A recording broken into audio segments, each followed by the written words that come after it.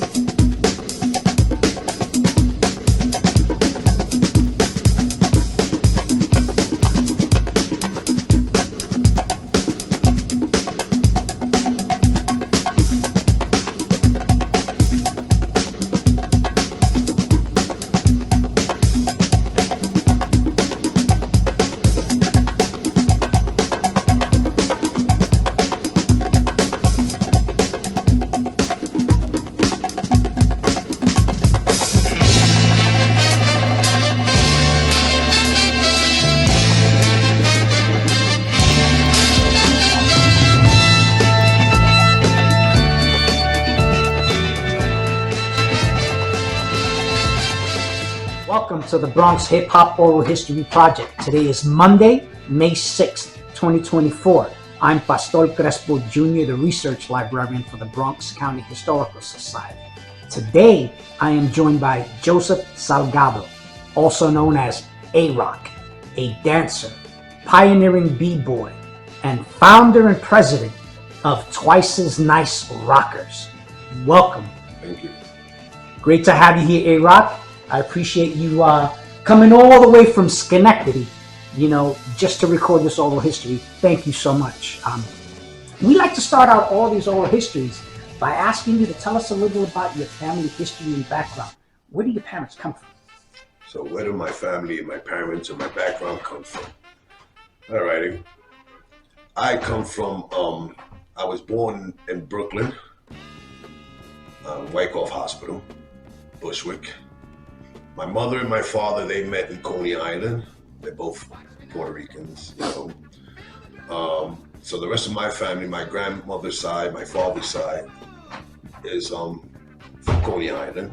Their parents are from Puerto Rico that migrated over here during the 60s and 50s. My mother is she was a single parent. My father was a child that didn't really grow up with his parents, you know, so he had it rough. So that's why I I try not to take too much away from him. You know, everybody has a life to live. That's all I can say. They met, they fell in love. My mother was only maybe 13 years old. My father was about maybe 16, 17 years old. And, you know, one day they, I guess youngly fell in love, made a kid. My mother never told my father that she was pregnant. So one day my father was, he's a little crimey, he was young. Yeah, robbed the car, bunch of cops behind him. Mother told him, hey, you're pregnant. I'm pregnant. And my father normally just wants to get away. But for that moment of time, my father pressed the brakes, started hugging and kissing and crying my mother while they were taking him away in handcuffs. So that's that part of the story. My mother had nobody else after that because whatever, from all his backdrop, he ended up staying in jail for quite a bit. So my mother gave birth by herself at 14 years old. I was a breech baby, so I came out with my feet already dancing. My mother said that, they were gonna give a C-section because she was too small for me to come out. But she forced me out herself. And she took me out with the umbilical cord all attached, and she put me on her chest and she fainted, she said. So that was that story. After that, my mother, was living in Bushwick for a little bit. But then my grandmother wanted me from Coney Island because I guess, she wanted to do for me what she never did for my father. So she started raising me for a little bit. So I lived in Coney Island. Beautiful place, And after that, all my life was Coney Island and Bushwick, Coney Island and Bushwick, Coney Island and Bushwick. After that, my father finally came out. He came and he moved to the Bronx. Never came back to Brooklyn, never came back to none of us. So disappeared for a long time. Whatever. Life goes on. Now, I was already about, let's say, 5 years old. And at 5 years old, I started school. So now I'm in school in Bushwick because my mother's out there with her mother and stuff like that. And I ended up going to one of the schools over there in Bushwick, on Bushwick Avenue. Can't quite remember the name of the school. But stood there for a minute. I remember there was times, my mother was still young, party animal, and there was times I used to have to get up and walk my brother and my little sister. But she ended up having kids after that, back to back, But I remember at 5 years old, I used to, 6 years old, my brother's 5 years old, my sister's 4. I used to walk them to school by myself, from Stockholm, which was about 6 blocks, 7 long blocks to the school. Wow. So, I became responsible at an early age, defensive, very, making sure, I was a protector of my family, in a rough area. Seen a lot of things even at an early age. From there, my mother moved me out of Stockholm, and we moved towards Willoughby Street in Bushwick, where that was the first time I ever got bit by a Dublin pincher on my back, She was still young then, fell in love with another guy, Guy tried to help her, his name was Henry. He looked out, he protected us for a minute. She was not in love with him, whatever, we moved forward. Now we moved towards Star Street, between Knickerbocker and Wilson. Now there was when the light lit up in my head. Still being responsible, still being very protective of my mother and my brothers and my sisters. I'll catch it for them in a minute. Even at that early age, I didn't care. I will kick you in your shin, but you're not gonna sit down and disrespect my mother in front of me. I was always like that. So from there, because of that, I raised myself literally never to be a follower and always to be a leader. And I teach this to my family, my kids, my grandkids, everybody. Never be a follower. Always lead. Unless you're gonna lead wrong, then let somebody else teach you, good to be a leader, you know. So after that, that's when the B-Bird, even before that, truth, I was into acting already. I was into family performances. I was already at 6, 7, every time we had house parties, family parties, and all that stuff. I wanted to dance. I wanted to entertain the family, do something. And I was really doing that, you know? And there was times me and my brother, we used to put on uniform, my cousin, when it was Providence, and we used to entertain her at the time. Family, we used to make routines, you know? To make them. So it was already in my blood. My father was a dancer. My mother was a dancer, you know? So according to what a lot of people tells me too, that my uncle, my grandfather's from Puerto Rico, and is Papoluca, which is a famous, pianist with their bands and all that stuff. They never paid attention to my father neither. I don't know what happened between my grandmother and my grandparents. I never met my grandfather, so I'm on the loophole. I don't know what to believe anymore. The one thing I do believe is in myself, because nobody was ever there for me, you know. So like I said, at 2nd grade, I went to PS 123. And there was a principal. Her name was Mrs. Spatler. And she was like, you could say a Polowski kind of woman, you know? And very strict, forget about it. But she loved me, you know? No matter how bad or good I was, she always, for some reason, she always gave me that. So I ended up being in a dancing class, you know? Glee club. I was in the Glee club dancing. But I also was a performer already. At the age of 2nd grade, I would do, let's say, Meet the Mets, like a little show. I'd be the batter, the pitcher, and the runner. But the whole thing is just me doing it, performing. I've done performances that I can't even remember my mother tells me about, you know? So I was already performing because of that school. There was time, this school was so, like the School of Arts, you can say, at a public school. But there was times that when we used to have some performances, brother, let me tell you something.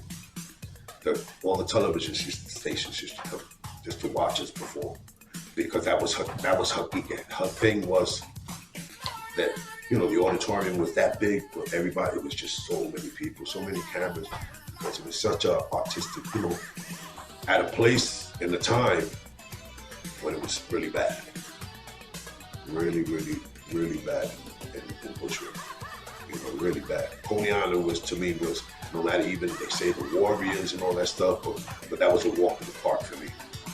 Bushwick, Knickerbocker Park, I didn't even walk through the park at certain times. I'm trying to say you the next question. That was no walking through that park, I promise you, during those days.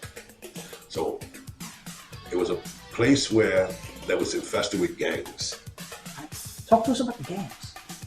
Now the gang worlds in the 70s. The gang worlds in the 70s were very, they wasn't killing each other, like shooting the way they are now, stabbing each other. There was none of that. It was always hands up. So be ready to catch it. So that was part of, my life too, fighting. No matter how much I wanted to be a performer, but that was part of my life. I had no choice. I had to go through it, So when I was in the 2nd grade, 3rd grade, there was a gangs in schools. So one day I went to the school when I first kind of started, and there was they called them the pretty boys. They had a bunch of kids, 2nd grade. Then they had the ugly boys. Now all the pretty boys used to have all the pretty girls, following us. So that's why they called them. Everybody in there used to be all dressed nice. Parents cared for them. The ugly boys were just straight up hood rats. With boogers out of their nose, pures in their hair, all looking dirty with holes and ringworms on their underwear. Right, nasty. But these guys were tough, very tough kids. When I went to the school, one day I met this guy. His name was Jose. He was the leader of the pretty boy gang. I was going down the steps, and there was a bunch of guys there. I'm the new guy. They tested me. My father, when I did get to spend some time with him, he used to live in 42nd Street, right where the ball drops, that building. In that building. I admit it, my father was a pimp. At that time, he became a pimp. Right? He had prostitutes watching me at an early age, 5, 7, 8. whenever I saw him a couple of times here and there. I remember one day that I looked out the window, 5 o'clock in the morning, I'm looking out the window and see my father laying down in the bed, big bed, had like about 7 boys laying down with him. But overlooking the window, looking him out the window, I can actually see the whole 42nd Street. Times Square with all the movie theaters. So that's how I knew where he was at, Right. I remember that time too, my father one day took me to an elevator upstairs, right? In those days, the elevators, you have to have a gate. Right. It wasn't a regular, it was a gate, and you have to whatever. So I remember pinching my finger, but he took me upstairs. I was crying like a mama, whatever. And he opened up the gate, brought me to a certain floor, 8th floor, whatever, in that building, maybe higher up, I don't know. But I see my father in the picture, and right next to him, I noticed Bruce Lee. So in that same building, Bruce Lee had a class, where he has his class, a studio. And I see my father in the picture with him. At an early age, I already knew who Bruce Lee was. And he's a friend of mine, so after that, now I'm thinking of karate. I had it to come. My father used to play with me, train me, kick me, so he used to take me up there to hang out with him to practice. So then during that time, that's when my father started calling me Karate Boom Boom. Mm-hmm. Right? So now to reflect all that Karate Boom Boom stuff and my father, so now I go back to this gang stuff. So now this kid Jose, and they wanted to jump me, and I picked up my hands, little kid, and they started laughing because of the way I was standing. And then they said, who do you think you are? I said, well, I told them, you better not mess with me because I'm Karate Boom Boom.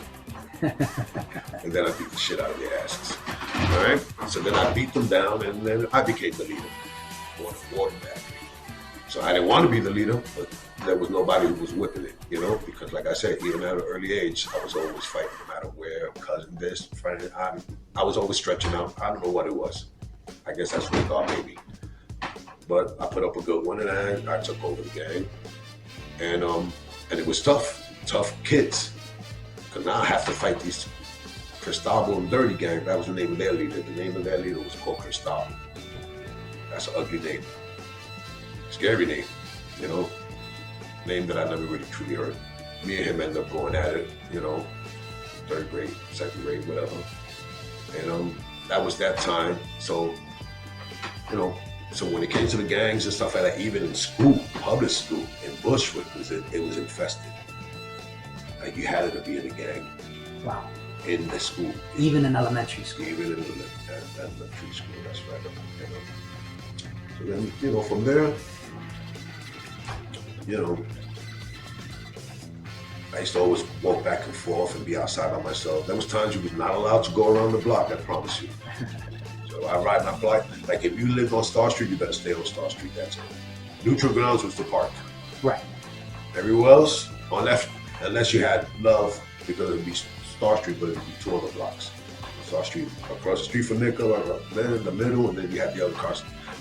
Star Street from PS 111, junior high school 111. Beautiful thing, whatever. That's the only place you had to be a Star Street boy. Couldn't go to Trotman, you couldn't go this way. No, that's not gonna happen. No Willoughby Street for you, buddy. So that's the way I grew up, in one block. But this block was always infested with a lot of kids, a lot of boys in this block. So that's when I started, learning how to have real friends. Learning new things. I had time, not school thing. Now I'm learning about street life. So I was always outside now, old school style. Anthony, get upstairs, it's already 8 o'clock. Yeah. That's my mother. She could whistle from 20 blocks away, I can hear that whistle. But then that's when that's when the b-boy and the hip hop and all that started coming into my life. Right. At that early years, at 1975. Wow. Is when, like my mother That's also. early. You're 6 years old. I was 6 years old. Even my mother, during her early age, was in a gang in Bushwick. It was called the Black Diamonds. So She was in that gang. She said she was the peace one. I'm not too sure what they call it, but she used to go to other gangs to make sure that so she would be the one, like an ambassador, Right. to try to make neutral grounds. And so she was pretty high up in that gang. It's called Black Nuggets, right? After that, no matter what, so everybody knew my mother. So, but my block was one of those blocks, very, very entertaining, very active. I learned how to pitch, how to play baseball, how to play, punch ball. That block was very athletic. Everybody used to have, it was a hill block, and we used to race from the bottom of the block all the way up. Who was the fastest runner? It was a very, very, for Bushwick, was very different. Like if I could pick up Star Street and take it away and put it somewhere else with all my friends during that time, I would have. Because the rest of the neighborhood didn't match. Everybody else was just living dirty. These kids were dressing clean. Everybody was already competition. That's when I had a boy named Victor, and he used to take the Pumas. That's when all the Pumas and all these sneakers started coming into the hip hop world, right? But I had a friend called Victor. He was like 2 years older than me, and he was already the type that used to put like checkerboards on the sneakers. The laces. Lace. He used to do designs. And this guy was already okay. Mind you, we're still walking around with Pro Kids or Converse, whatever, with super tight shorts. This guy was already walking around with the Tigers and Light Lees and early 70s. When it was first coming, but he already knew how to put it together. That's right. So he taught me how to be a casual urban, dresser, a street dresser, but putting street. This was a different kind of form. It wasn't no bell bottoms. The 70s, big afros. I refused that. I used to follow Victor, whatever he did. Then I had my other buddy. His name was Butchie. He was my bodyguard, older than me. That I remember one day he bought me my first peak coat. Little kid bought me a peak coat, but he was my bodyguard. Now, there's a reason why I say these things, because, it's a killer. But the thing is that I remember one day I was walking down the block going to school, and I'm hearing that song. I said, the hip hop, the hip to the hip, the hip hip, the hop. And I was like, wow, something different. I never heard this kind of jam, like, and the chicken tastes like wood. That's when that came in. That part of mine. Okay, wait a minute. Mind you, I'm young. I'm exploring by myself. I've been through a lot already at an early age. But new things were coming in, And then I remember when one day I was on the block, and there was a bunch of kids that just came in the block, and they were older than me, teenagers, big boys, you know what I'm saying? And they were like, I was sitting on my stoop and just looking, they just all grown, running, and then I seen a whole bunch of people just ganging up on, surrounding, and people looking like they were fighting, but they wasn't fighting. So I'm like scared, because when you live a violent life, you just drop a pin and you're gonna jump. So I was always nervous, like, very, very on the defensive side. And I'm looking, and they're going up and down, they're doing all these moves. I'm like, what is this? What is this? Whatever, I liked it. Because I seen them all fighting, but they wasn't fighting. And they were battling, They didn't even have names for it yet, all right? So. What year was that? That was year 1975, 1976. Okay. A lot of things happened within those years, fast. It was like a tornado for me. I was like a sponge, soaking things up, learning. That's why I guess when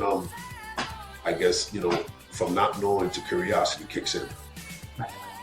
So curiosity kicked in, and I was always looking for something, hearing something. What the hell? Learning. Nobody was teaching me, so I was learning from my real father, the streets. So I learned, and I seen that up block. They didn't even have a name yet first. There was a bunch of guys, and then they used to always be on the block. Then they used to battle on the Knickerbocker. Then they used to go to 11 and battle. Then my cousin came. His name was Ruben, and he told me what and I see him battling and my uncle came and they were doing it. I'm already into it. I was already 1975, hit 1970. I was already jumping around, battling with them, practicing this new art form. And my cousin was called. he was in a crew that I remember he came with the shirt and it said "Touch a Rock." And the kids that were battling up and down the block was Ed, Carlo, Danny. There was a few other people, and they were known as Dynasty Rockers. Okay. Right? So they were Dynasty Rockers right there in Bushwick. People want to know? BREAKIN came from Bushwick. Okay, what anybody says. And then what happened? Eventually, now they were wearing shirts too, like Touch a Rock. And they had their Dynasty colors, and because during that time, he wasn't allowed to wear colors unless he was a real gang. They didn't know what crew was. Nobody knew what a crew was. Nobody knew what none of that stuff was. They only knew what gangs was. And if you wear colors, you're gonna catch it. You know? And that's in the early, before the Warriors. So let's put that, you know. So now, I remember one day, it was Carlos, when I was a little kid, and I used to battle with them. I used to, jump in there, 6 years old, and they used to like it. And not only me, it was a whole bunch of kids in the block. And like I tell you, it was a boy block. And for some reason, they used to like to battle in that area because it was always infested with boys. So it wasn't only me, it was a whole bunch of us in the block. They used to battle each other, little kids. So they put us as, and they gave me a jacket. Sort of a jacket like this, but that material jacket. You remember who gave you that jacket? Can't quite remember. I'm thinking it was Carlos, right? So I was so young. He knew my mother. My mother was already well known. So I remember I said, I wanted this. So I guess my mother must have told me. And they came with a jacket saying Anthony in the back, and in the bottom it said Dynasty. Had that jacket since my kid was born. By the time he hit 8 years old, I don't know what happened to the jacket. I had the jacket for so many years, but that's a good story. So, but at least I remember all that stuff, So now, mind you, the 1976, a lot of things started, all that dancing was kicking in. Something was different. But then, let's just say 1978 came in, right? So 1978 came in. 1978, what happened in 1978? Now it was starting to get ugly again. So the gangs were coming back. And the BREAKIN was dissolving. You remember the names of those gangs that were coming back? There were all kinds of gangs. There were too many gangs. All I know is that my life was Bushwick, summertime came, called my grandmother, gave me the Coney Island, even though they had their own gangs out there. Now, those gangs out there was like Homicides, was Dirty Riders. Who else was in that gang? There was God's Children's, there was other gangs, I can't quite remember, a couple of other gangs, but those were the three biggest ones. Got it. And they were all united, So during 78 and stuff like that, I was back and forth and all that stuff, even all my life. So one day in 1978, 79, my mother has her sister, which my aunt, her name is Chicky. And my cousin Ruben was out there too. That's the one that was in Touch Rock. He used to live in Bushwick with my grandmother. So, whatever I did, he did the same way. So I'm the first grandchild on my father's side. My cousin Ruben is the first grandchild in my mother's side, grandmother's side, mother's side. So he was always my buddy, my defender, my everything, So I learned a lot from him. Actually, you could say that he was like the father I never had during those times in my life. When somebody was going to jump me, I know I couldn't beat him, I would call him. Problem was taken care of because he was a fighter. So it was Brighton Beach that he lived in. And we went to his house and we hung out.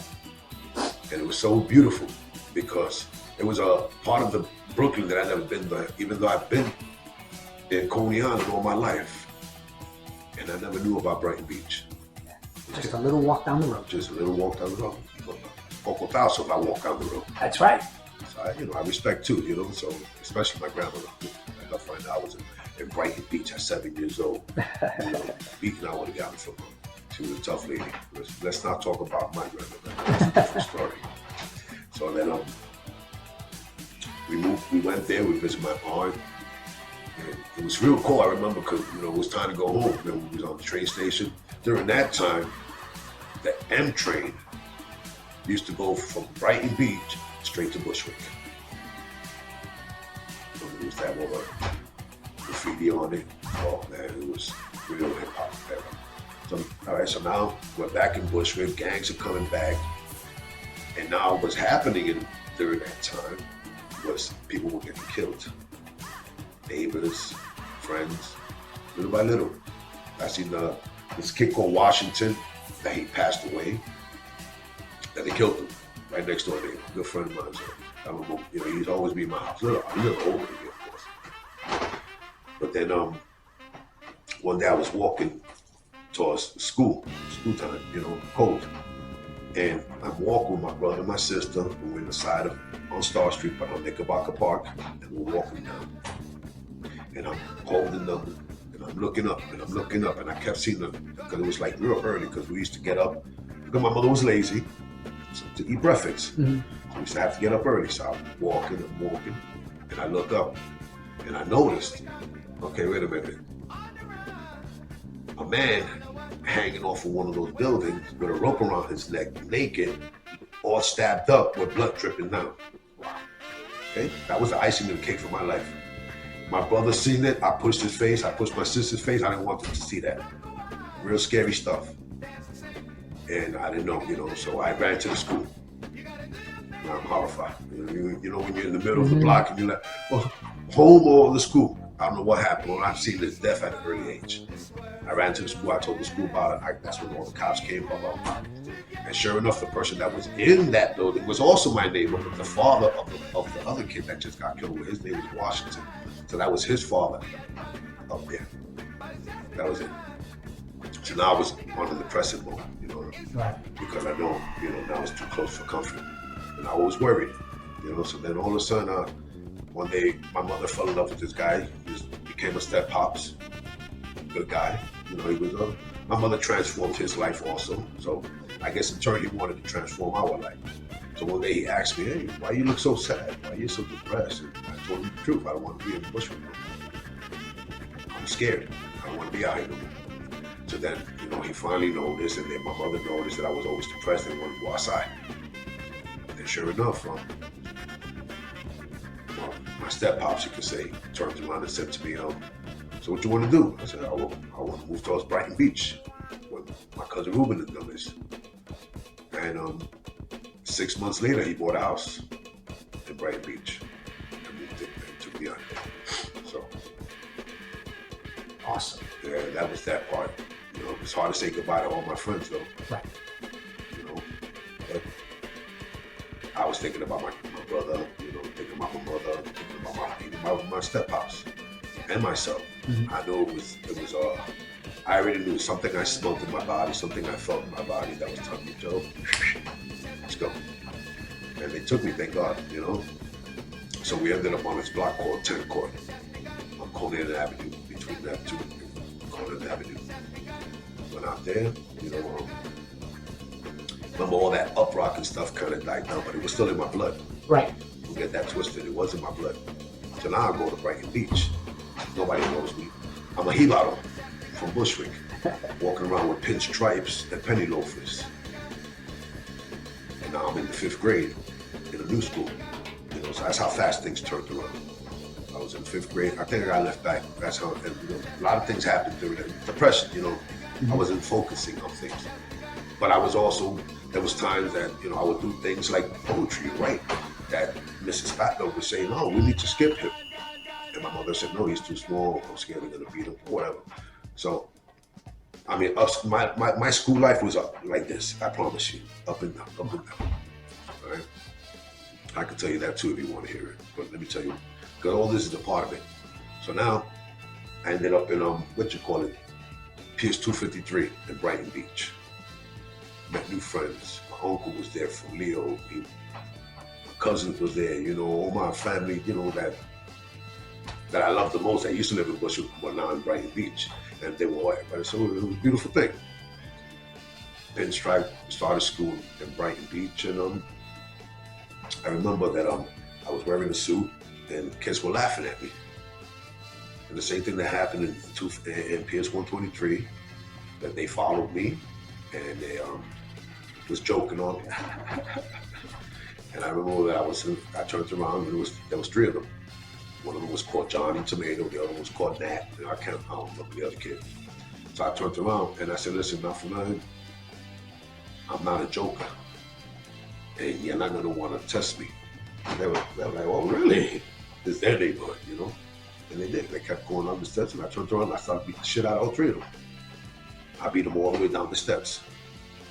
Then after that, I went home and I took my suit off and I never put that on again. Penny loafer, that was gone out the window. I'm still in New Jack. You know, my mother moved in during the summertime, so it was the beginning of school years. So there was another kid up there, you know, that I met. His name was Papo. And I became his friend because of his sister. I fell in love with her. Her name was Lisa. Gorgeous girl. But anyway, Papa was a good kid, you know. That's when the first dirt bikes came out. Remember those dirt bikes? I was the only one in that neighborhood who had a dirt bike. Oh, actually, Johnny Tomato had one because he was a sport rock bastard. His father owned a lot of buildings. So he got anything. That's the one that was laughing at me because he was always dressed like Prince Charles because he had Prince Charles money. Right. I didn't. So you want to laugh at my pinstripes? Well, then, you know, you caught a beat. That was that. That's because it was in my genes already from Bushwick. I didn't want to, but I'm going to defend myself. I'm not going to be your mockery, I promise you that. And like I said, I was never a follower. So that wasn't going to happen.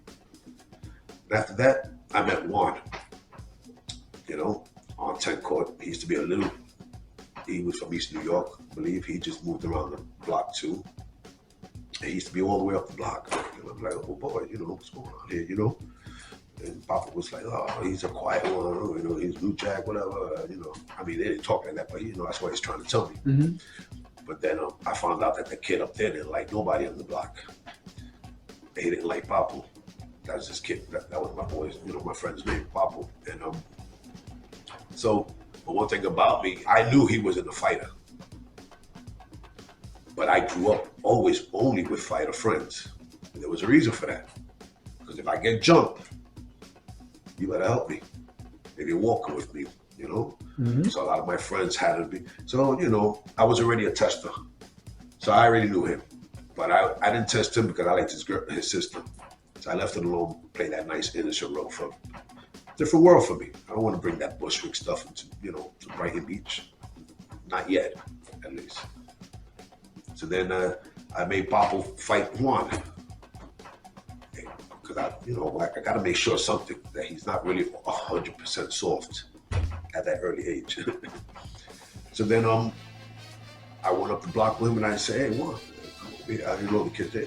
He wants to fight you. The kid got up. He want to fight me? They have the fight. No, the kid actually got up to fight him and he ran away, Papa. Right, so he wanted to fight.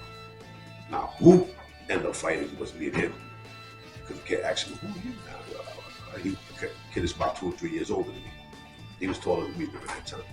And then me and him fought. I'm not the one who's gonna run, I promise you, I told him. And we stood and we fought for like about 20 minutes. Little kids, 5th grade, fighting. He was older. He probably was in the 6th grade, 7th grade. You know how us, you know, not living the golden spoon life, mm-hmm. We're gonna get left back, you know, but you know, whatever. So it was always rough. You know, certain people had it good, especially those that had fathers. Those that didn't, it's not that easy. So before we became best friends, but I still didn't, you know, abolish the other one. But because of me and him becoming best friends, I made him and Papa become best friends. So that was the beginning of that. So now at least I knew I had a fighter that could keep up with me. So that was good. There goes my buddy. So we became really, really close, you know. Papa was really close to her, you know. But he was the one, you know, like, God made me go with this kid. And, you know, we started hanging out. And to the point that this little block 10 court was started getting packed in with friends. But now you got the Johnny Tomato, you got Naz, they were already my friends. Nobody liked him, but eventually we started getting more friends, because I was already collecting everybody like cards. Mm-hmm. See, I had an agenda. They didn't know that. So then, before you know it, the block started getting packed up the way it used to look on Star Street. I wanted that same image, and that's why I did that. And they used to all hang out on my block on 10 Court. That was the block. 10 Court became the block. Everybody, all the kids used to go there. All the girls used to go there. It got, to the point that there was more people coming. And then, but there was, breakdancing wasn't even yet kicking in like that. You know what I'm trying to say? Mm-hmm. Up rocking. But yet gangs were still kicking in. Unfortunately, in Brighton Beach, they did have a gang. And it was called the Dragon Brothers. Chance was the leader. Fortunately, that the Godfather and the one Chance was scared of was my cousin, who was the leader of the God's Children, and his name was Pablito, Colombiana. But I never wanted nobody to know who was my family, Not even my cousin Ruben, I didn't want, because I already knew me. I never wanted to get my family involved in my world, period. So the less I tell you my name, the less I tell you who's my cousin, the better it is. If you know where I live, it's because I told you where. But if somebody else told, that's a problem. That's going to be a problem. Even at that early age, I promise you. And so now we started moving around. The guy Chance didn't like me because I didn't take crap from nobody. And one day he threatened me. Big boy, 18 years old, 17 years old. I'll get somebody to beat your butt. Get your butt. Somebody. Every time he bring somebody to beat my butt, I whip their ass. His name was Danny, Jorge, I don't care who it was. He bring. So one day he went and brought my cousin Wally from Coney Island, who's the little brother of Pablito, who's the leader of God's Children. He didn't know that. So my man won, whatever. But this Chance was too much, He did a 360 eventually, with me. During that time, that was my enemy, a leader of a gang. I'm a new jack, and I'm already enemy, so whatever. So then he was walking with this short guy that was dressed with MC gears, MC boots, rebel hat, chains and everything, and I'm walking. And, during that time, I wasn't getting dressed like that, And I looked at my buddy, Juan, and Juan was already nervous. I was scared of. And then I said, watch this, don't worry about it. And he's bringing it. Yo, Anthony, because they didn't even call me A-Rock yet. Yo, Anthony, I'll talk to you. I got somebody for you. I'm like, really? And I kept looking at him in his face. And my cousin was looking at him and looking at me and looking at Chance and looking at me. And he went and walked towards me because at first, Wally said, who you want me to fight? Him? And he was pointing at my man Juan. He said, no, him. Oh, so you want me to fight my cousin? That's what you're telling me? I'm telling you, these kids, let's just put it like this. My cousin Wally, at an early age, was already walking with shotguns at 8 years old. Now, I don't even want to tell you whatever he ever did. But all I know is that they was not playing at those ages. That's why I don't trust kids from 7 years old. And I don't care if you're 7 years old to 107 years old. I will go your ass down the block if I see that my life is going to be threatened, because I don't trust even the 7 years old, because I know my own family, how they grew up. All right, so Juan was definitely scared of him. Wally went and turned around and looked at me. So you want me to fight my cousin? When Dwayne seen that, his face turned from because he's black, but light-skinned black, he just got pale. And that was that, because he already knew he was in trouble. So then after that, now he wasn't my enemy no more. Now he seen that I was a sort of a leader, and all my friends that were following me, there was no joke either, because every one of them I tested. Mm-hmm. And then after that, he tried to make some bond, and I was young then, about 10 years old. And so we formed the gang. We became a new division. And the name of our gang was called the Young Dragon Brothers. So now we're running around with MC boots and chasing other gangs, for his name. But then time goes on. Now we're running around being mad habits. I was 10 years old walking around with an axe, you know? So whatever I was running away from in Bushwick, it ended up catching up to me anyways. Mm-hmm. Whatever, better there than over there in Bushwick, I promise you that. So from there, I remember we used to do, we was already beating, have like 5 little kids beating up on a 25 years old guy. Mm-hmm. It wasn't one, it would be 5 of us. So that's how bad we was at that. The oldest one would be 12 years old. Imagine having 10 years old, 11 years old, 12 years old, all the little kids beating the crap out of you, and you're a 30 years old man, all muscular, gangster, and was scared of those little ones. They were more scared of us than they were scared of the other gangsters, the bigger boys. Because when we jump and we knew how to take you down. We'll grab your leg, bring you back up. Dude, no joke. Sorry to explain that one, but anyway. And one day, I was walking down Cornell Avenue from the beach, from the boardwalk, and this guy came up to me. I'm seeing him walking from a distance. And I'm walking with 7 of my friends, and we all MC down and all gangster looking. But we're little kids. And the real gangster came out. His name was called Daddy-O. Daddy-O came out. He just finished doing like 3 or 4 or 5 years. I'm not too sure, for doing some crazy thing that they all nuts. He was part of the homicides from Coney Island, but they knew me from Coney Island since I was a kid. They grew up with my family out there. So one day he goes, "Yo, Anthony, that's you? Come over here." I was real scared because, now I know who I'm playing with. That's real fire. And that's why Chance was scared of those guys, because those guys were real fire. Salute. So anyway, so that's why I'm telling you this story. You want to know? I'm going to let you know how I see it, So now, mind you, all the, everything's still evolving. All the, beats are coming in, the music's coming in, this is coming in. Gangs is really still in. They really came back in. Everybody can say it. I don't care what anybody says. So a lot of people start uprocking. They'll say it. All that went out the window for a short period of time until something else kicked in. So then during that time, I was 10 years old,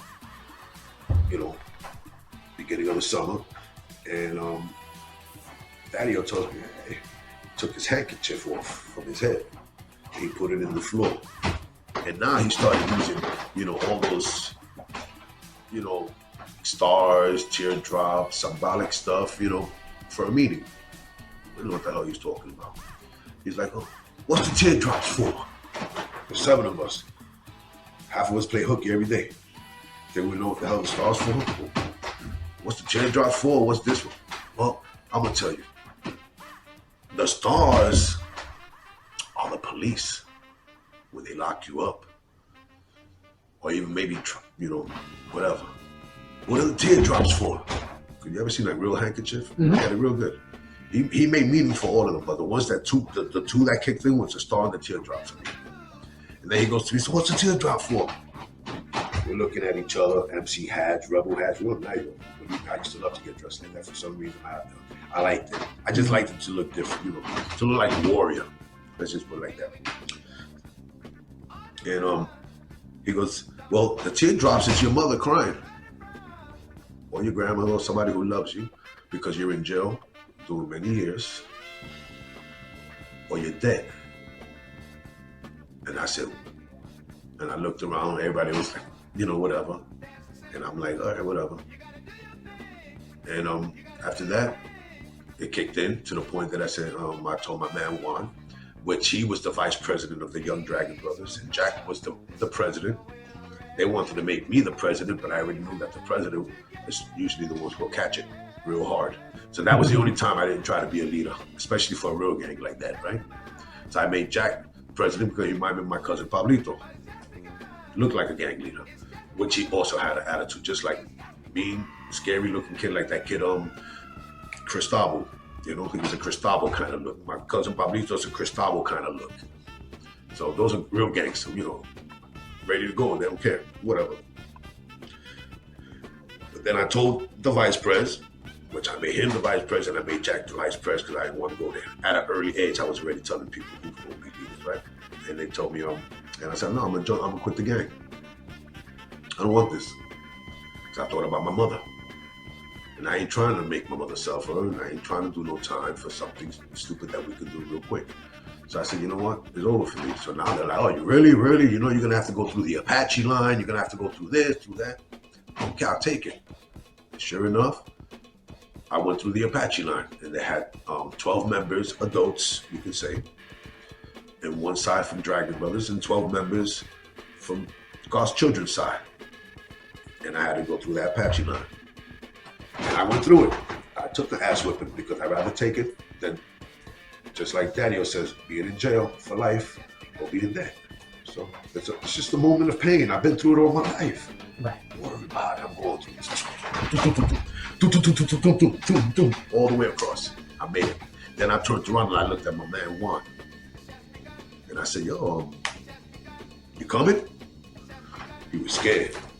But sure enough, for the love he had for me, he went through it. He caught the only ass whipping too. They beat him to the point that he got knocked out. Mind you, he's 2 years older because they wasn't giving him tap. They were giving him hard taps. Right. They dropped him. I ran back into that Apache line and dragged my buddy out.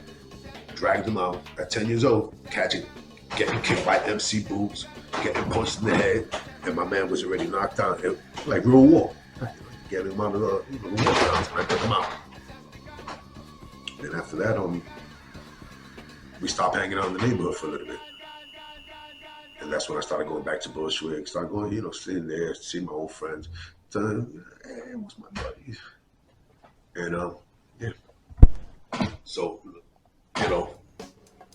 so like my first mentor, was Thaddeus. Because if it were not for him, I still would have been in gangs. So he taught me how to get out of the gang. Not how to get into it, even though he was a old dirty bastard himself, but he got me out of there, that's my first mentor. So then, like I said, I got away from the neighborhood. Me and Juan got away from the neighborhood, kind of separated, gang era, can't trust nobody. Mm-hmm. We just left the gang, we don't know what's going on, you know what I'm saying? Try to leave a gang nowadays, see what happens. So,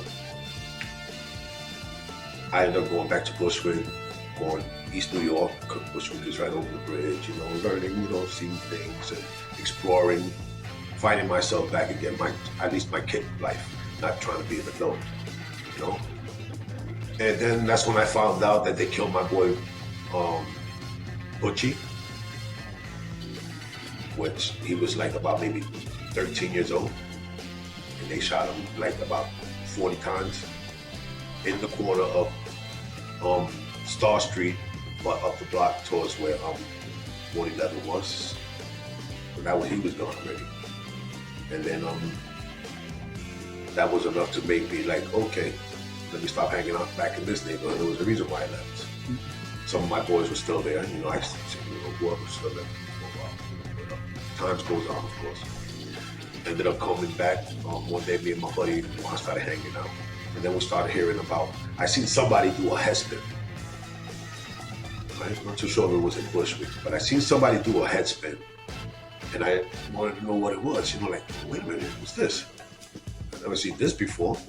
And then me and Juan started hanging out. That year was, like I said, 1980. Still young. Maybe other things already happened. Other people continue to do their thing. I'm still a kid, I'll tell you the truth, if you come to look at a lot of these pioneers, they're all older than me. All of them. So I am them, but just younger. But if it was not for my older brothers, then I would never been me. Mm-hmm. Because it was them that, even from Crazy Legs, even from Carlos, even from, even ACH with dynamic breakers or rockers. Mm-hmm. They changed it. Dynamic breakers, rockers first, then dynamic breakers. I don't know what happened there, but whatever. So then, first time I seen Crazy Legs do something in the TV. I don't know what it was. That was it. I wanted to break dance, and I started practicing and learning and doing this. During that time, me and my boy Juan used to watch a lot of Chinese kung fu movies, you know, so 42nd Street, we used to see this, you know. So we was already getting into back flipping and front flipping and always fighting, you know, acting up, you know, but doing, you know, what was happening in the Chinese, you know, stuff. And then when we see a movie, that's when we see the Crazy Lady again, and we was like, hey, wait a minute. You know, but we was already starting to break dance, you know, we was already, and then I said, okay, well, I'm going to form the crew. And I formed the crew, right, during 1981. So in 1981,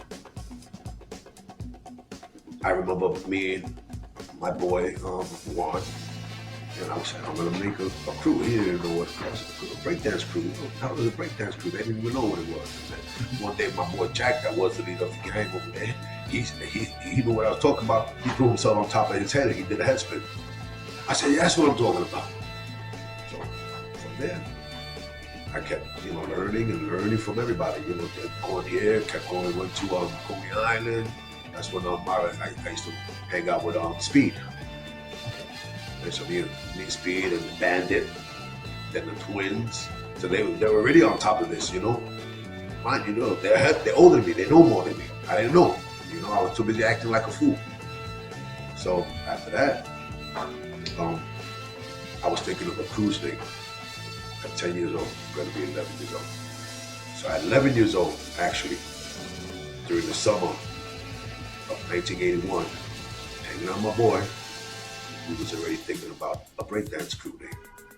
Now, mind you, my cousin comes in, Ruben, with his buddy, Todd Terry, which is a music producer, probably one of the fathers of house music. And he's walking in there with my cousin, and he goes to me, and I'm asking him, what would be a nice name for a cruise name? They're like, what the hell is a cruise name? What the hell is a crew, period? Oh no, it's like the gang, you know, crew. So I had to put it in their head. So whatever. My cousin said something, but then Todd Terry said something else. And he said twice as nice. And me and Juan looked at each other, and I'm like, it's pretty nice. And then I said, then I asked him, I said, why twice as nice? Why would that be a nice name for, you know, he didn't even know about breakdancing and all that yet. Right? I said, well, you know, he goes, because use them both twice as nice. So when he said both of us, we looked at it and I said, so I must be twice and he must be nice. That's the way we saw it. And after that, that was the name. And we started flipping and breakdancing, and then we were going around battling people because now we wanted to test it, you know, see what's up. And we battled a few people, Furious Rockers, Break the Dawn, Nasty with Rock, other crews that we probably didn't even know who was battling. Because a lot of people used to come to Brighton Beach and hang out. We used to throw cardboards and all that stuff, and they used to start spinning, and we used to battle them too. We didn't care who it was. What does the word B-boy mean to you? Where does the B come from? To me, I'm going to go with the history of some of these pioneers, first of all, because to me, it's up rocking, and let's just say bottom breaking, right? Mm-hmm.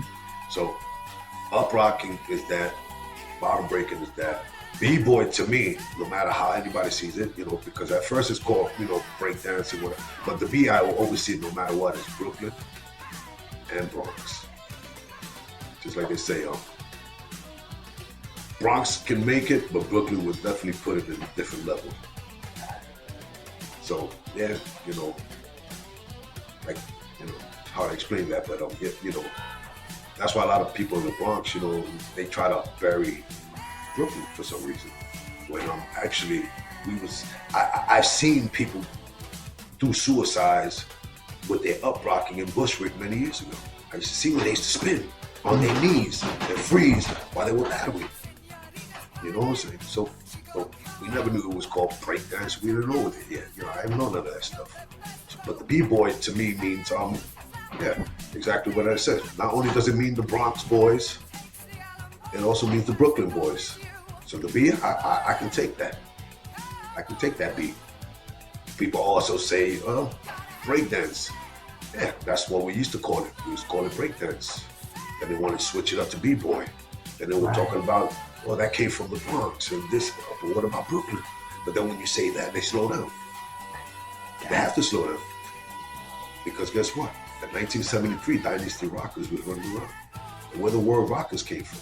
Why is it there's a lot of breakdancing names, crews out there like Dynamic Rockers, and why they had to switch it? Because they wanted to upgrade themselves. Why there was let's say the Furious Rockers, why they call themselves Rockers, or Incredible Rockers. Why they say all these names. Everyone switched it to Rocker. Everybody switched their name, but I never switched mine. I left it as Rockers. So, I thought it was part of the up rocking world. Right. Which it is. Because how can you just throw yourself on the floor, do a few windmills, that's it. No, you have to dance first. Woo! Throw yourself into an elbow straight and get back up, start up rocking again. Oh, slide to the floor, maybe do another trim meal. It's just not throw yourself on the floor, spin in the back, and that's it. No, there's a part to it. What were you known for in breaking? What was your strength, your forte? Rocking, popping, floor? I'm gonna tell you. All right. So mind you, remember, early years, I was always into dancing. So I used to watch a lot of that Soul Train stuff too. And I was already talking about the robot. Hello, and then I seen the up rocking. So I got locking and I got up rocking.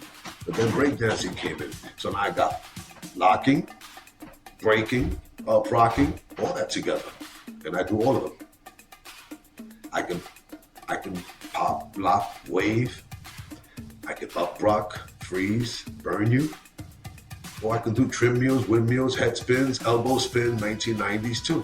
And I can do gymnastics too. And not only that, I can also do routines and form routines with the rest of the crew. And so I was known for everything. Nice. And when it comes to the music, right? I mean, you need those beats. What, in your opinion, or just personally, what is your b-boy anthem? Name me the top three Right, that you would rock. The top three was definitely the Apache, the Mexican. The Mexican with Jelly Bean. The Jelly remake. Bean. Right, you got the Apache, Just Begun, and Mexican. the Mexican. Sweet. Those are the three b-boy breakdancing. Still, I don't care if you up rocking or breakdancing. That is you can say the anthem of the b-boy world. Now, to get it right, so Twice as Nice was established in 1981. 1981. Who existed before 1981 rocking crews? Well, you have the Rocksteady crew. You have the Incredible Breakers was out already. Furious Rockers, Break to Dawn. You also had Dynamic Rockers.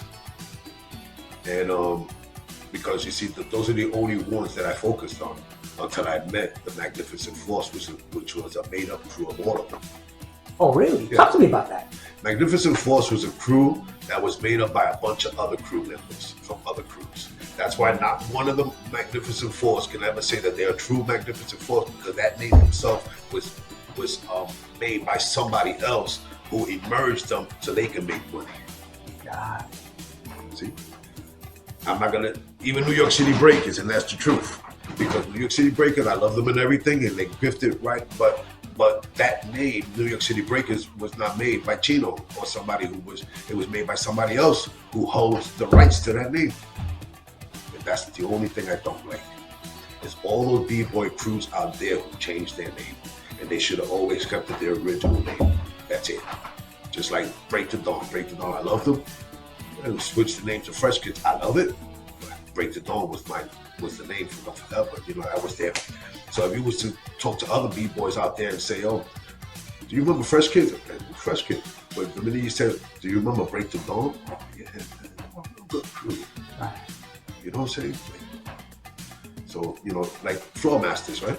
Mm-hmm. Floor Masters, and all of a sudden, New York City Breaker, which I love the name New York City Breaker. To me, it was very inspiring. Mm-hmm. If anything, I thought they were like the Magnificent Force, when there was a whole bunch of pioneers that went into one crew. It was just a perfect name. Mm-hmm. But that's why I still love them to this day, because to me, I'm going to tell you the truth, our crew was inspired by the New York City Breakers. We wanted to be like them. Right. So when they came to that point of life where we were able to challenge any of those suckers, we wanted them, maybe we won't win. You're gonna recognize us, because we used to practice and practice and do everything. Where'd you practice at? When we started, it was in 10 court. Okay. Right in Brighton Beach over there, in the beach, in the sand. We used to learn how to do a lot of things. See, that was the benefit about living in Brighton Beach. A lot of people don't know was that beach. Right. See, because the beach makes you strong. So now if you can do 20 backflips on the sand, how many backflips you think you can do on the regular concrete? You can do suicide, learn all these moves on the sand. Then you already know how to land. Right. So even do windmills. Try to do a head spin in the sand. See if you don't break your neck. My boy Fury, which is one, that's gonna be going name. He was my vice president. Dude, when he had the only bullet head spin. And I've seen a lot of people do head spins, and everybody respected him because of that. Dude, that he would go so fast, you couldn't even see. You'll see his faces in every spot. Like a bullet. And he would just land like nothing. That's Fury. Wow. We're now it's 1981. You're a new crew. Were you able to make the 1981 Lincoln Center battle? We were still young. You were still young. We were still young. We were still going out there battling and everybody. Our crew was the youngest pioneer crew, and I admit it. I don't care. Let them say it. When you have 11 years old, that's pretty impressive. Okay, because a lot of these guys who were leaders, they were already leaders because of an adult person that created this crew, that gave you the permission to be that leader, and then now you're the leader, but still they're older than me. Crazy Legs, how old is he? No, I know he's not 54 years old. Any of them, Jose Speed, I know he's about 3 years older than me, but they were all about 3 years older than me. So when they were like 15 years old or 14 years old, whatever, I was only 11 years old. So then you're a leader of a crew, but you're already a teenager. I'm just still a little kid. That's kind of hard. Right. Do you recall your most memorable battle, and who was it against? And why was it your most memorable battle? The one you enjoyed, sticks in your head. The one that we always used to enjoy the most was always battling on Furious Rockers. Okay. Because, like I said, there was only so many that I can say, oh, that's a marker. That's a marker. So when I got to battle somebody who was a nobody, we was focused, like I said, on New York City Breakers. We was focused on Rocksteady Crew. We was focused on Incredible Breakers and Dynamic. And we was also focused on Furious, because those 5, and even Break the Dawn, those 6 are the true pioneers of B-Boy world. Them, right there. Maybe there's other people out there who says that, but they're the ones where the world, even to this day, knows who they are. And there was a reason for that. Because they were outstanding. All of them were outstanding breakers. And I wanted to be like them. I wanted to be like my big brothers. That was my goal. Did you ever take your crews to other neighborhoods I'm going to go battle these guys? We battled so many crews, I can't remember. Right. But we were kids. We don't remember. You battle any Manhattan crews? I remember practicing with Magnificent Force, stretching out with them, I was in the big breakdance contest, 1983. All right, talk to us about that. It was an experience, we got in there and I remember that, like I said, I was real young then, 13 years old, you could say. Where was this at? Roxy, 1983, big breakdance contest. We was already up to that level. And we took it. They were talking about making a movie. You know what? We want to be in that movie now. Now, we was hoping to challenge all of them in that big breakdance contest, which we did, And, but it was already fixed. It was already fixed for these guys who had agents, who made up these names and took over their crew, because all they wanted to do was, well, let's just put it, selling out themselves for stardom or something like that. at the end of the day, they're still getting paid and we're not. They're still doing things and we're not. Whatever. So I never sold myself to the devil, period. So I went to the big breakdance contest, beautiful thing, you know what I'm trying to say? We battled, we went up there. And I remember, you know, when I first unleashed the suicide flip on them. It's something that I learned from I used to like to watch a lot of Kung Fu movies. So I remember that for a long time, I was always practicing this one move. And it was the suicide, land on your back, and then just start jumping on your back and on your legs, but in a circle, going real fast. Then land on your feet, then do a suit like a somersault, and land again in a freeze. And then I used to wind myself up into windmill, spin, and then pop up and land on my feet. Again, that's a suicide. That's how nice I was already. You know, so, but nobody else had this, maybe they had suicide. For some reason, I already put it in there because I did the suicide, but I used to do the back too. Ta, ta, ta, ta, ta. Kids from Furious Rockets try to take that move from me. You know what I'm trying to say? And that was one of, it's very hard to do. You know, don't think that just everybody can just jump back and forth without using their hands. You know, it's martial arts stuff. You know. So that was one move that I can say a lot of people didn't have. You know, but I see it still. There was only one kid that had it, but he saw it from me, but he could never do it like me. You know. So hanging out with the Magnificent Force during the time of the big breakdance contest. You know, that's when we met. That's when I met Icy Ice. Okay. And I also met Joey and Sat. I can't remember their name. There were two cousins that one of them became an actor. His name is Joe DeFazio. But, you know, he was from Brooklyn too. You know, but they were real good kids. You know, they used to grab each other's leg and spin in a circle like a wheel. And they used to do that kick dance stuff and spin in a circle, going real fast. You know, awesome. Then I see Icy Ice and then all of a sudden, I remember him doing the Arabian tornado, he called it. And after that, I wanted to learn it. So that's when we became friends and we started hanging out here and there until he taught me the Arabian tornado. And that's that power move that nobody had, only him. He created it. That's why Icy Ice is Icy Ice. I would never take it between him and everybody in the New York City Breakers and even Crazy Legs. But there's only a few names that can hit me. Right. You know, Dynamic Rockers is or Breakers are all right, but some of their names didn't hit me. The ones that hit me was the whole New York City Breaking crew, Crazy Legs and Icy Ice, and Speed, and Bandit. Because Bandit was no joke. Bandit, a lot of people don't say it, but they believe that he was the one who created trim wheels. Okay. And let me tell you about that spinning just around your head. My man was no joke. He taught me how to do trim wheels. That he used to go in a straight line. Imagine doing windmills, because windmills you go in a circle, right? Right. Trim wheels, you can go in a circle too. But he was so nasty that he used to go in a straight line. Down the block. I learned it. My man Juan learned it. Speed didn't have it. Speed was nice too. Speed had the pop-up windmills. The pop-up windmills is when you go down and you pop up. Go back down, pop up. He had that, he mastered that. So I learned that move from him.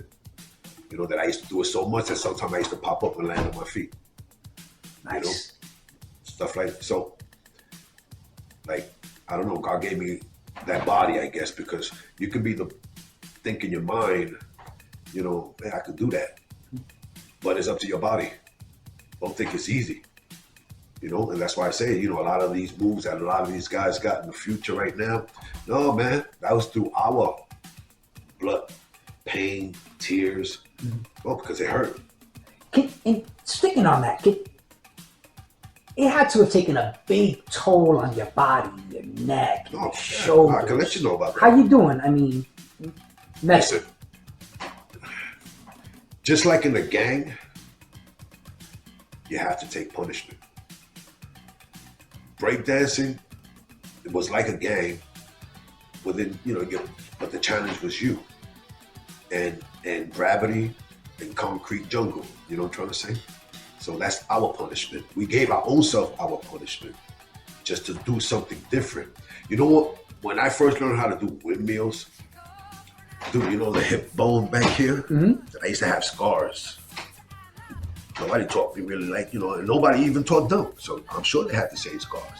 And eventually that scar became like the bottom of let's say an elephant's feet. It becomes a layer.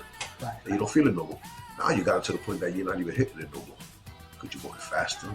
Yeah, we was all doing that. At first we used to bang. Bang. We didn't know. Now all these kids are spinning lovely. Why? Because they learned that from us. We taught, it was our being in punishment that nobody even knew what this was to make their life easier. So that's why I say, why is there no true pioneers as judges for the Olympics? That's not right. And it can't just be about windmills. It's about the whole art of breakdancing. Dancing, not just break your neck. There's an art to this. It's not just floor work. It's not floor. So now, don't make our, going up and down, locking and popping, breaking and spinning into just one thing. No. Dude, we used to kill ourselves, just to do something new. Right. For you guys to endure, to enjoy, to even go out there. But why is it so easy for us to do it? Why? Because it took us to teach that one, who taught that one, who taught that one to make your life easier. We earned that. And we're not getting nothing out of it. Not even a judge in the Olympics. I don't care if it's Chino. I don't care, give me somebody who's level-headed, because you know what? There's a lot of us that I've seen. An old head, an old pioneer. An old pioneer who are not in their level mind like they used to be. And sometimes it depresses me to see them like that. And wow, you should have been better than that. But there's some of them that I still see that has wisdom, that has knowledge, and still play with full deck. That, they should be judges, but that's all right, that's between them. One thing I do know is that's the reason why I made this group page. Tell us about your group page. What's it called? The name of my group page is called The Art of Breakdancing B-Boy World. Facebook. Not Instagram, because I don't like it. Not YouTube, whatever. Why Facebook? Facebook is more direct in dealing with the real people. It's getting, you see, YouTube is entertainment. Instagram is just for self. Facebook is for everybody. They should never, it's not only about family, but also by family. Because your friends are your family, and everybody you grew up with is your family. And that's the point. That when they created Facebook, it was one of the greatest inventions, without the negativity in it, because it gave us the opportunity to actually re-meet our friends again that we didn't see for 20 years, 15 years. So the minute that came in, that's when everybody came back. Boom. And because of that, I left it like that. One of my friends went and told me the other day, man, you know how many people are following you? I'm like, I don't know. He said 350,000 people. Wow. I said, 350,000 people is following me? And I didn't even know. He told me, he goes, yeah. That's why Facebook. See what I'm saying? Yeah, for sure. In your crew, did you ever have any DJs? Yeah. Talk to me about them and their part in the crew. All right. Our DJ was the same guy who gave us Twice as Nice name, Todd Terry. And my cousin Ruben, but he was the real DJ. Right? He used to throw these beach parties. And his part was to be the DJ for our breakdancing crew, and he makes the mixes. So when we go out there and battle, we already have music with it, from big radios and all that stuff. Nice. So we used to all have big radios, double big radio. Matter of fact, we made one that a big S-square box, speakers, car batteries, all kinds of right, equalizers and stuff like that. But he used to make the music. We used to put his tape in, boom, boom, boom. So that's when they made the rules in the boardwalk. No more radios on the boardwalk, because we used to blow it up. But that was our DJ. And just like he inspired us, we inspired him. Because if we didn't dance to his music, then he knew there was a problem. So we fed off each other. Mm-hmm. And Todd, you know, like was a big brother to me, especially, you know.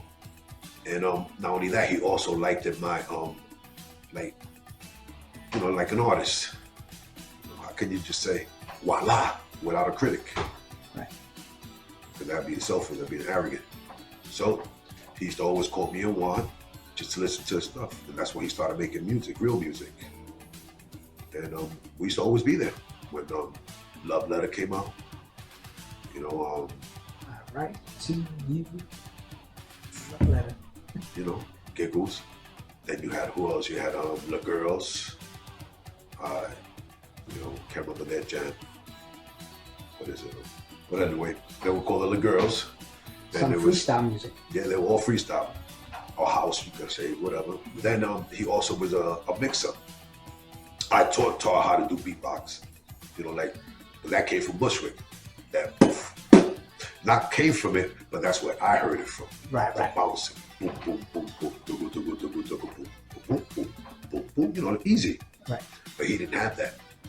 Yeah. That's why he really liked me, because of that, because I told him. But because of that, that's how he learned how to make music and put music together. So I can hear him now with the earphone mixing. You know, now it's playing by itself, but he's making the sound effects.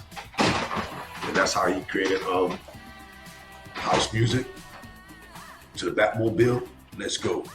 Nah. You know, he created that. He came with all his little mix. Oh, what you think? Play. Oh, we love it. And sure enough, millions of people love it to this day. Sweet. How about any MCs? You had any MCs in the crew that? We had MCs, like my cousin was an MC. He was not the greatest MC, but was. We got a kid right now. His name is called Mike Swift. He's running around in Philippines. Okay.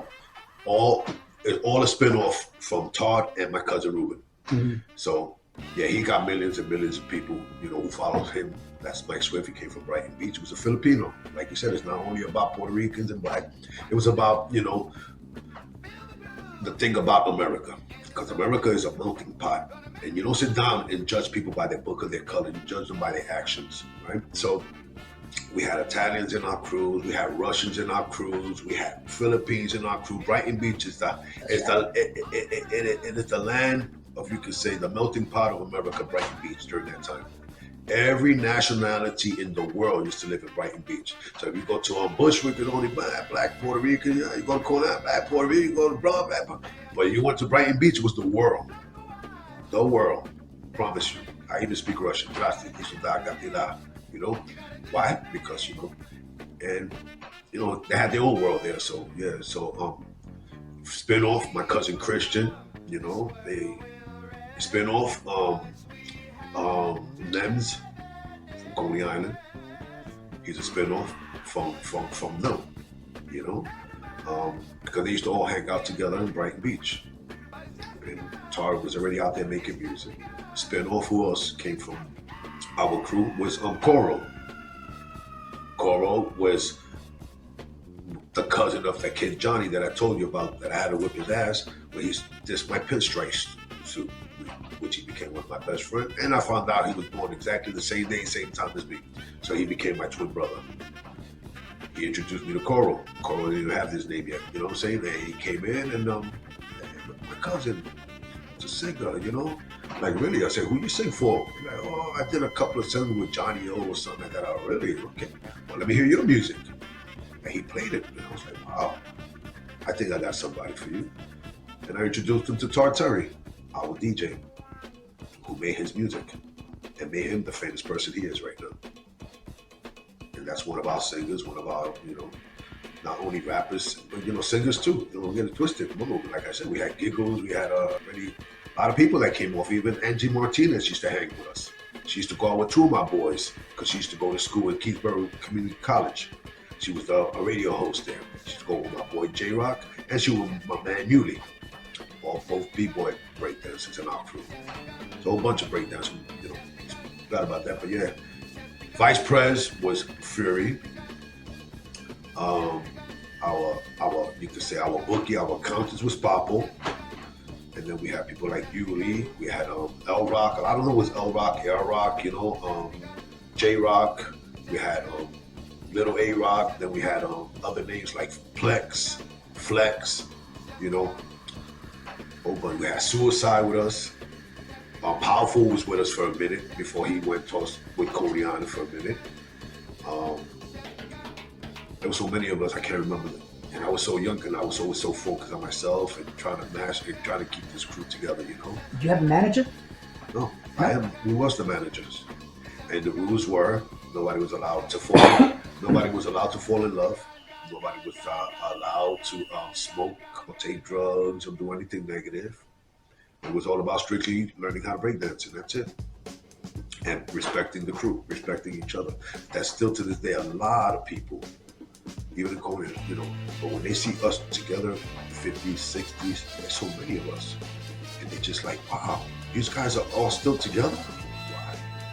Because that's what I wanted to show them. No matter, even though we fought each other, but it was about us. It was about the family, and it was about always sticking together, but never going against each other in any manner. Right. Because why I say this, because during this time, now when I go back to Bushwick, if there's 5 of us out of 50 of us that are still alive, we're lucky. They all got killed because they made a gang out there in that block, and they all got killed. They were big time drug dealers. Some say that that's where the freebase came from. There was this cat called Eddie, which was Butch's brother. Maybe that's the reason why they killed him. They shot him 50 times. Or whatever it was, there was a gang there. So if you're from that block, you have to join it. And they were big time drug dealers. They were making mad money. One of them got killed. Maybe 5 of them, maybe 5 or 6 of them were the ones who were telling the stories of what happened to the rest of them. The b-boy life isn't as rosy as... No matter what, breakdancing is a beautiful art form, but it came from a bunch of roughnecks. Okay? It wasn't that it just came from somebody who just jumped out the window with roses. I promise you that would be a problem. That's why breakdancing is so hard. There was a reason for that. It wasn't because, people think, oh man, b-boy, nah, but it wasn't. They had a choice between being in gangs or being breakdancing and stuff like that. But why people from gangs started joining the breakdancing? Why did they do it? Because it was still hard. It wasn't easy. They like punishment. Some people like to get punched in the face. That's why they got UFC. Some people like to throw themselves on the floor and bust their back and walk around with a cane for a week. But it's about the punishment. That's where this breakdancing and all this stuff came from. And even the rapping, there was times where, the rapping. What was the rapping? Here, the beginning of the rapping, huh? Go to school and don't learn. No, what is it? Go to school and just learn. Because a good education is what you want. What you gonna do? Why are they rapping like that during those times? It was all positive. Because it was hard. They were trying to take. So the music and the dancing is together. Now they're burning it again. You know what I'm trying to say? They're burning, certain, look at the raw rapping nowadays, They just kill your mother and your brother. I don't care about nobody else. When rapping started, just go to school and learn. So it's getting back negative. Right. 2024. Now, were you ever in were you ever, you or your crew in any movies or videos? No, like I was in the Buffalo Girls. Okay. With Magnificent Force at an early age. I remember going into a park and I was hanging out. I think it was Freeze or somebody, and I was hanging out. And like I said, I was so young. I used to, it's like a magnet. Even still to this day. Boom. I always fall in the right place with somebody that's almost doing what I'm doing. So, I don't know how God does this, but that's the way. That's why I'm here right now. See, the way God puts it, there's a change. Everything is time now. Started hanging out with, like I told you, with Icy Ice and stuff like that. So one day we met up in Lower East Side, and I remember that they took me to a park, and there was a whole bunch of graffiti on it, and then they were making me hold somebody, the park. I don't know what was going on. remember I used to go to, I used to act like that in school. Mhm. You know, I used to be in the dance class. I was already used to holding girls and doing things. So they liked it, and they put me in there, and I broke dance a little bit. That was it. I never knew I was in there. So one day I looked at the video and I said, hey, wait a minute, I know that jacket that I'm wearing. And I see my boy doing the pop and lock because that's where I learned it from. You know, and like I said, I rubbed off on a lot of people too. You know? Everybody learned from somebody else. So anybody that says, I created this, no. Before you created that, somebody else was already doing it. You must have saw it from somewhere else. I don't care if it was from a Japanese guy, Chinese guy who was doing a front flip and decided to do a suicide. That's where you learn suicide from. You must have saw it from somewhere else. That's just not coming from anywhere. Everybody learns something from somebody. And then that's why I made that video, 125 years of breakdancing. There was a reason for that. Because who knows how long breakdancing's been around that nobody even knew what the hell that was. How many people, the Egyptian, all that stuff, you know, that were dancing like that thousands of years ago. Oh, so you invented Egyptian, you invented all that? No, you didn't. Oh, so you was the first one to ever do a head spin? No, you didn't. Because I could show you footages in 1935, little kids doing head spins already. I could show you footages of people already doing b-boy freezes in the 1800s. That's why I did that video. A lot of people was angry about that. Oh, now you just making it seem like, no, it's strictly entertainment.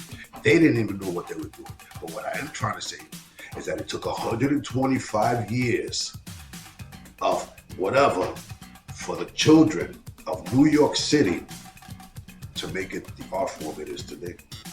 Wow. Let's talk about clubs. Was there a club that Twice as Nice frequented that you can say you can find us here every Friday night? Funhouse was the club that we used to be during the time when Jelly Bean was running around, when Madonna was running around. I don't know, we used to run that joint. Also the kids from, they used to call themselves the Bay Rose, which, remember, don't get it twisted, even during the time of breakdancing, there was also kick dancing. Okay, tell us, what's that? Kick dancing is the way the Russians dance. You ever seen the Russians that they throw themselves and they kick their legs, and they start spinning with their legs? It was kick dance. It was a white boy. They used to wear the Guido shirts, you know, half shirts, tight white jeans that, you know, they got a crouch between their legs with their skippy, you know, and that was the way they used to dress, you know, kujinis you call them, the white boys, you know what I'm saying? And they used to do kick dance. That was their shit, kick dance.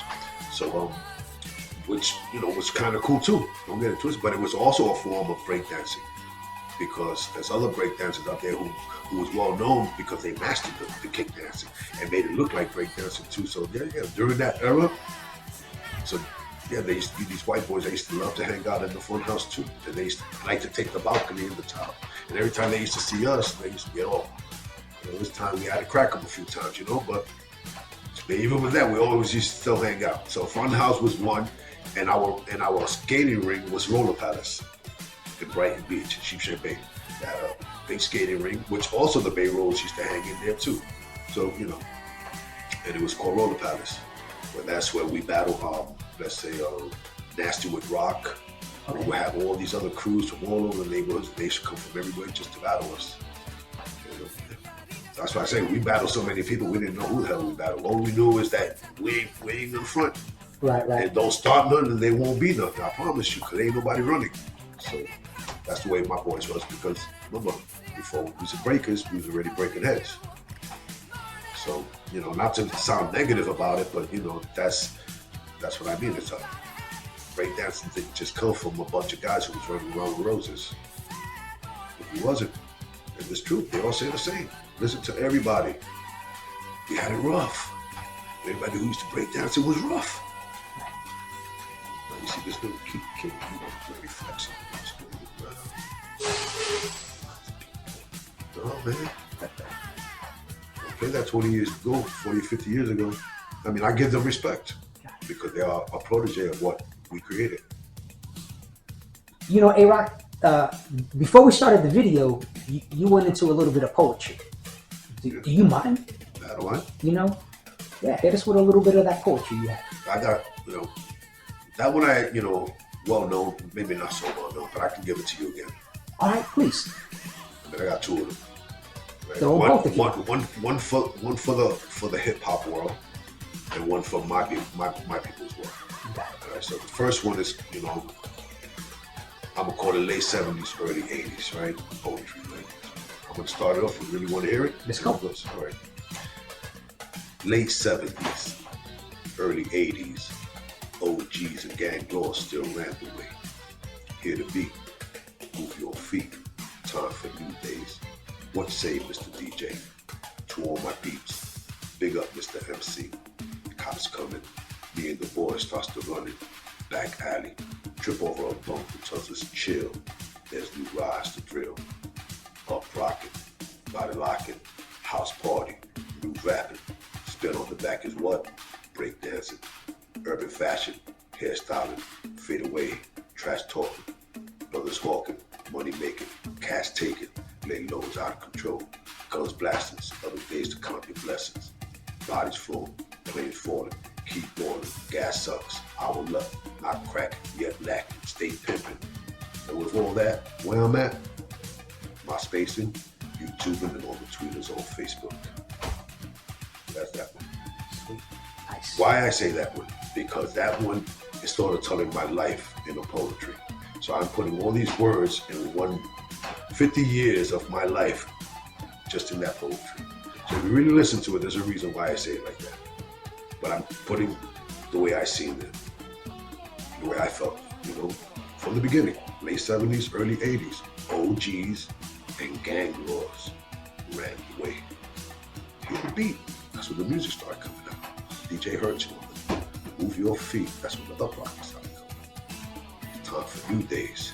What Say was the first DJs, Just listen to the poetry. This is, I can say it better. I even done sang it. So it's pretty good. The other one is about my neighborhood, right? So, and even for everybody, right? So you want to hear that one? All right, here it goes. Who are we? We are the people from the edge of the sea, where the ocean, sands, and boardwalk stands with time. So do we. We are people with big dreams that stares at the stars at night. People who sleep awake with the mist hovering over the sea, smelling the salt in the air, hearing the waves crashing to the banks. People who see the days different, wonders and excitement and goals to be fulfilled. We are blessed to see such beauty. We are people that never give up, and people who never forget. We are who we are. So never give up on dreams that may come true one day, because the truth is who you are within yourself and with everyone else. We are people of dreams who sleep while awake. We are who we are. Can you, I appreciate that a lot. The Olympics, Paris Summer Olympics 2024. Give me your take on that. What does that mean to you as a B-boy? What's your impression? What's your outlook? All right. This is something that was way overdue. This is something that should have been done in 1982. 1983, 84, this should have been in the Olympics already. We was all preparing for that, but nobody else was. But we always smelt it was coming. Our energy from those early times, at the end of the rainbow, we all wanted a prize. We all wanted trophies. Nobody never looked at that. All they want to think about themselves. Just like they make these B-boy movies and stuff like that. Just like when we went to the breakdance, the big breakdance contest, sure, they showed my face in television, but there was nothing else after that, trying to say, and it was already rigged for other people, and it was because of the other people, because maybe who was better than them, but the reason why they were going in this because it's about money. It's about the agents and somebody who knew somebody, and that's the reason why they just made it seem like that. Okay, but that was that one. But it didn't go no further after that. Mm-hmm. We all stopped breakdancing, all of us. I don't care who it is, before the 90s, because there was no more interest. There was no reason. Guess it never made it to the Olympics. But those who kept going and those that sprang it back up, I thank them. But yeah, they sold us out. And don't get it twisted, because all of us in our heart, we are all B-boys, and we all have this, and we all know how to make it. We all know how to put it together. We know what's the reason, what's this, what's that. So some of us are happy, some of us are angry. Because, you know, it's long overdue, way overdue. You know, but what I don't like about it is that, like I say, there's no pioneers who are judges, true pioneers, where people can say, look at this beautiful move that these guys are, that's a 10. They did it perfect. Who's to say that that's perfect when they wasn't the ones who made it perfect? They saw it. They don't know what perfect is. Oh, wow, he did something, but that's not perfect because where's the dance? I'm with the Olympics. Thank you. Way overdue. Now it makes us want to get back into this world, you know, harder than ever, because now we're saying, hey, something is being taken away from us. We need to catch up and let the world know this belongs to us. Though it took years and centuries and whatever, but it also took the children of New York City, the greatest melting pot of the world, to make the greatest dance art that's finally in the Olympics, what we knew it should have been there since 1983. Way overdue. Now they've made us get old so they can take it, and make us die off so they can take it, and make it seem new as them. 100 years later, thank Cha Cha Ching Ching for putting this in the Olympics when it should have been Chino, when it should have been Crazy Legs, Speed. They're the ones who they should be thanking. I even thank them because they showed me a better way, you know? And, you know, for a kid that grew up by himself, you know, hard life, well, thank you. Yeah, I say thank you to all of them. That's why I always call them all my big brothers. Just like I said, I made this group page called The Art of Breakdancing, and it wasn't for me. It wasn't about my crew or your crew. It's about, I call it the group page of pioneers, where everybody can settle down and become friends. Because while we're over here still bickering about something about 40 years ago, we got other guys from France taking our, you know, legacy away, and we're not doing nothing about it. And we're just still bickering. So by me forming this, yeah, I got like about 10 administrators in there, and each one of them is from a different crew or a leader from another crew. I got Dynamics, Rocksteady in there, Magnificent Force. I got all of them. I got even Ralph. I even got Al Boogie. You know, pioneers, and they all love it because they finally, you know, sometimes you have, you know, it's not about the Bronx, it's about all of us. Because if not for you, how can this one, if not for him, how can he have learned something? It's like having a puzzle without a few pieces missing. No, that don't mean nothing. What you mean don't mean nothing? So that means the puzzle will never be complete. So let's just go from the beginning and let's put the puzzles together. And it's like that. So don't say that, oh, it came from here. Well, it couldn't have came from there. No. There's a puzzle. Figure it out. I know it. As much as I know, it's because I grew up in the streets. See, the streets told me the stories, the truth, not what somebody says. Because I already knew. I seen it in my face, you know, I was already doing it. But yeah, I mean, 2 different types of art that emerged, 3 different types of art that emerged, and I do all 3 of them. Ain't too many break dancers that can pop. Ain't too many people who can up rock that can pop. Ain't too many poppers out there that can break. All up rock. I do all 3 of them. Because I was ready for everybody, anybody. And I used to burn them all. Up rocking, body locking, house party, new rapping, spin on the back, it's A-Rock. What does being a B-boy mean? It's you could say thank you. Being a B-boy is an honor that, you know, something that we created from the streets, that from nothing, something to something, nothing for something, you know, and, you know, it was an honor that we're here.